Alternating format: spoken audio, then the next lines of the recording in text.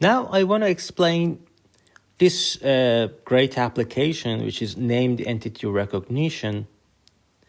And we want to see the neural architectures that you can create to handle this problem of named entity recognition, of course using conditional random field. What I mean is this great article, which has huge number of citations, because it's really beautiful by these great people at Carnegie Mellon. And of course there are other great paper. So this paper uses LSTM CRF. So very similar ideas. Here I will explain this article in the next lecture. And it combines LSTM, CNN, CRF, and you can also add something else. So it's just experiments. So what is name entity recognition? Let me review it for you. Stephen Paul Jobs, so it's a person, and Apple is organization, and California is location. You know all of these things. So we have features, words like Germany. We have part of speech tag like Washington, and we have capitalization. So features, and we make decision based on the surrounding words. So what is BIO notation? B is beginning, I is inside, and when we can't find really O is outside, it means that we don't really know what kind of entity it is. There is no entity. So we say it outside. So you can simplify everything of we say outside when we don't know.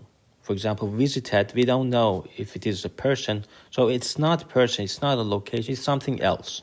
Something else of what we have defined as entity. So we represent words using BiLSTM. And it's a common tradition that we concatenate left and right context when you are working with LSTM, for example, to get a good context. So let's build features.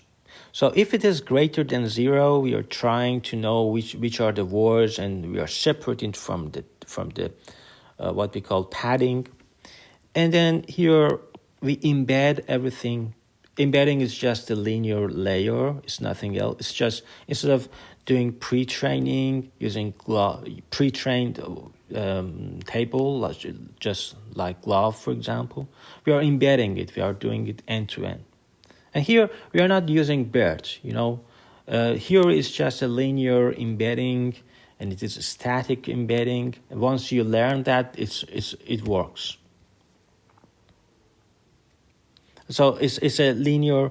It's just a linear map in your neural network, and then we need these sequences. We need this sequence length, because this padding sequence needs your length as well, length indices as well. That's why. But here I just saw it and give it to that. But you can also ignore that if you don't like. And I always use batch first for both padding sequence and packing sequence, the reverse of that. So you know that before giving to any RNN, such as LSTM, anything, we pack it. And then we unpack it using pack sequence. We unpack it. And we get not only the LSTM outputs, but also your masks.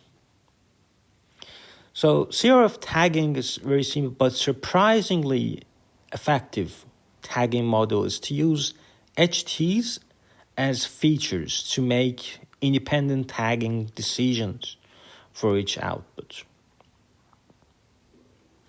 So it's independent classification. These are limiting when there are strong dependencies across output labels.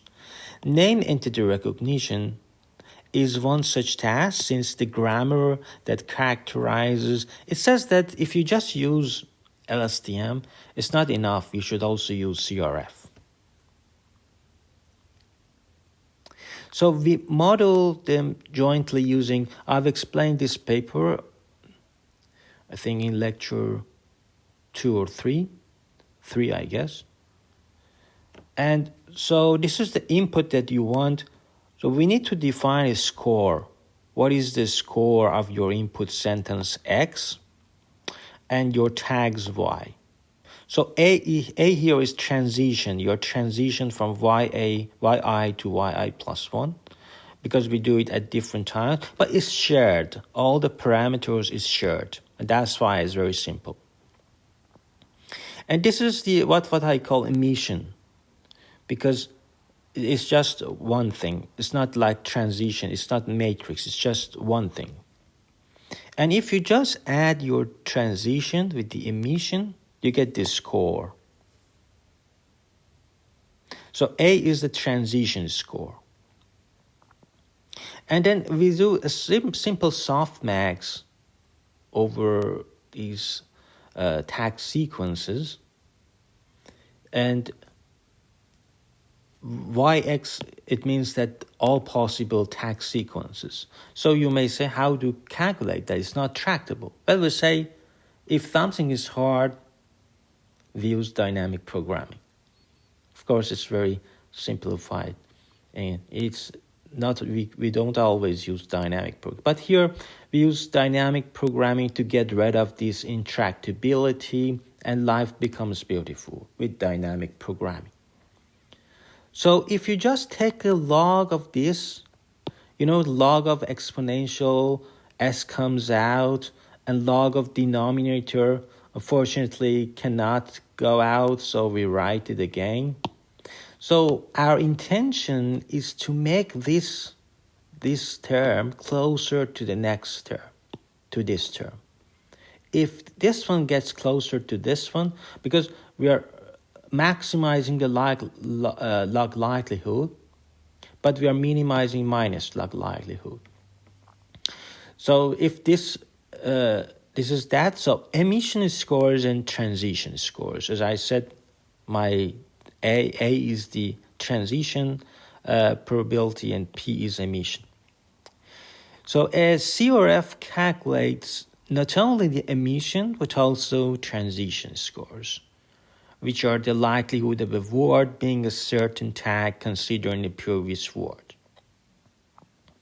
Therefore, the transition score measures how likely it is to transition from one tag to another. I think you know all of these things. This is an example. So as I said, this one is summation of your transition and emission. So I simplify to one thing. And for this sentence, Dunstan checks in. You can say what is the previous tag, previous tag, current tag at different time steps, because we are summing both transition and emission. So we sum it together. And this is the architecture of CRF by LSTM. And for a score, as I said, we sum with transition. Transition and emission. So after we have done everything, we should also consider pad stop and pad start. And this is the features. So we learn the transition matrix. Whenever you see something in that parameter, it means that this is not variable. This is a parameter. It means the parameters are getting involved in the process of backpropagation, so that their parameters should be learned by the algorithm, by the training algorithm. In each epoch, you go through that, you learn it, you update it. So that's why this parameter, which is here, is just a matrix from of size, tag set size, and times tag set size. So we initialize it with 0. And when we say minus, it means very small. This one is very small. With default, it is very small, and then we fill the blank, fill everything. And we score the sentence. For example, we are This tag here is here as well. And we sum the transition and your features. This is for emission and this is transition. As I said, we sum them. The score is both of them, the summation of both of them. So in this way, we are scoring our sentence. So we know the score of a sentence. So we calculated in the previous slide. We have calculated this. Now in the forward algorithm, when we say forward algorithm in this context of conditional random field, it means this one. This one, as I said, it was intractable, but using dynamic programming, here is the dynamic programming. It's a data structure, it is recursive as well. And then we try to calculate this. So all of this method is just calculating this one, this log sum. It just calculates this and nothing else. But and a score sentence, we have calculated score sentence. We use negative like likelihood. But what we are doing, as I said, we want to get this as close as possible to this. So we want to minimize this. And so this is the goal. This is the forward score, as I said in the previous slide. Forward score. And this is the score that we have calculated using this transition and emission. And let's say it's a gold score because we know the labels we are doing supervised learning. We know the score, okay, so we minimize this gap. This is the gap. We minimize that. Forward score minus gold score. But here is gold score minus forward score because we should do minus log probability. You see, we want to maximize the log probability, but in machine learning we have a loss, so we minimize the minus log likelihood. And then you use cross entropy of features and tags, and that's it. This is your prediction. And for decoding, we predict the output sequence that obtains maximum score given by this.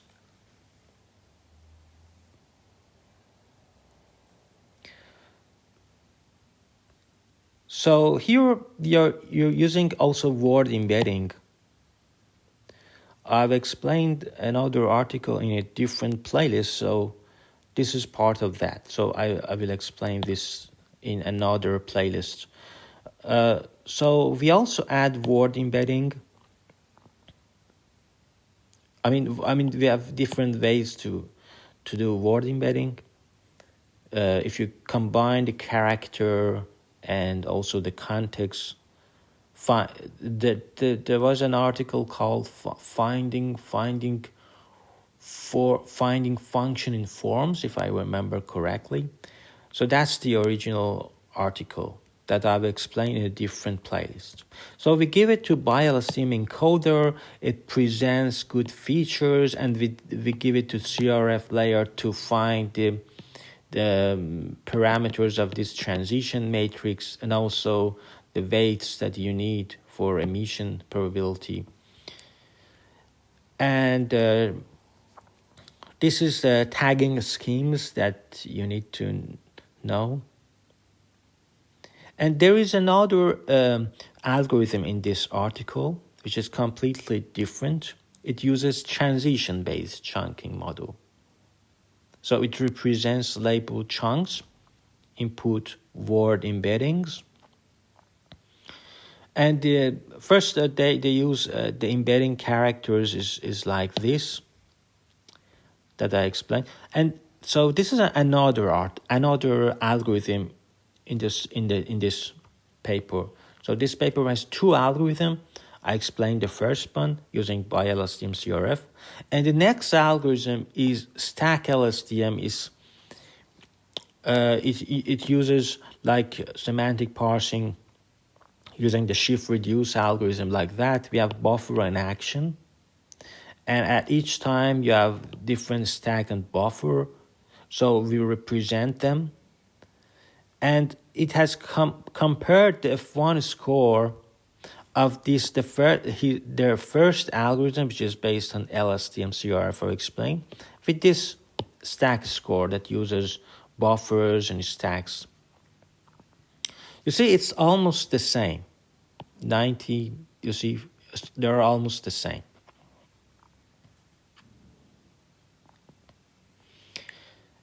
And the conclusion of this paper is that represents two neural architectures. As I said, these two, one algorithm, the second algorithm.